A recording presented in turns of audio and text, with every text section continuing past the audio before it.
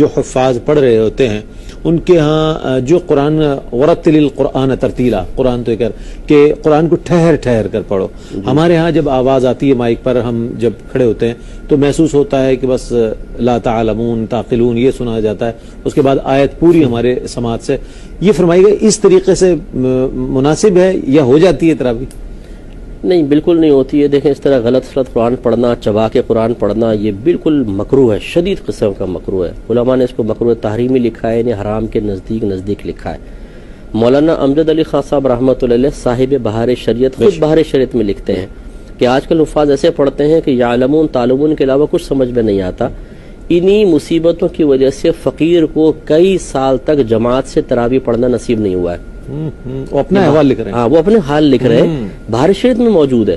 یعنی اس دور میں بھی ایسے مکروہ کچھ حفاظ تھے کہ جو مطلب مسجدوں پہ قابض ہو گئے تھے، کیونکہ کمیٹیاں ہماری سارے کے سارے ماشاءاللہ کوئی بابا جی ہوتے ہیں، من پسند، ہاں بابا جی اب ریٹائر ہو گئے، ہاں کوئی گھر میں کام ہے نہیں ہے تو مسجد میں آ جاؤ تراویح پڑھا. ہاں وہ نہیں وہ کمیٹی میں صدر بن جائے، اس کے صدر بن جائے، کمیٹی میں آ جاتے ہیں. وہ بابا کو گھر میں تو کوئی پوچھتا نہیں، تو یہاں حکومت مل جاتی. اچھا اب یہ ہے سلیکٹر، ان کے سامنے آتے ہیں حافظ صاحب نے 10 منٹ میں تراویح ختم کی اور یعلمون تعلمون یعلمون تعلمون، تو دیکھا 15 منٹ میں انہوں نے 15 منٹ میں ختم کر لیا. یہ ہے حافظ صاحب ماشاءاللہ جہاز پہ سوار.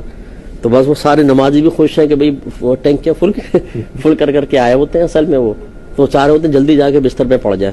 تو حافظ صاحب تیز پڑھاتے ہیں. اللہ تعالیٰ کو راضی کرنا بس ہم لوگ حسن ظنی قائم رکھ سکتے ہیں، لیکن بعض اوقات مقصود اللہ کی بارگاہ میں کھڑا ہونا نہیں ہوتا. بس جلدی اپنے سر سے ایک بلا کا اتارنا، ایک مصیبت کا.